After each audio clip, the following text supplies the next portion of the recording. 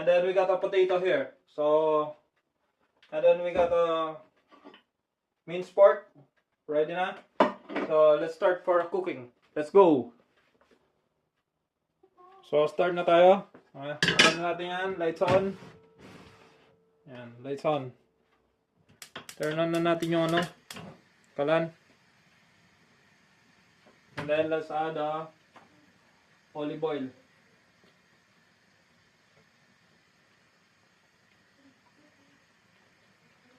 Make sure pag gagamit kayong olive oil, yung pang cooking talaga.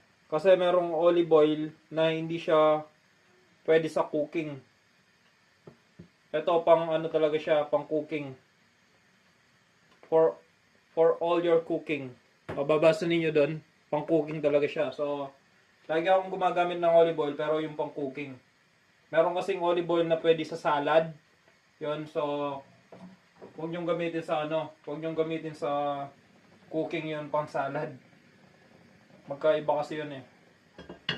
So ayan. Painitin muna natin yung mantika. So kung mapapansin nyo, mainit na yung mantika natin. So onion first.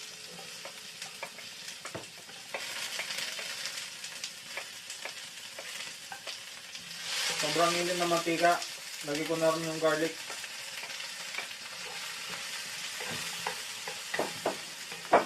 Ito yung ano, palabasin natin yung aroma ng ating niluluto.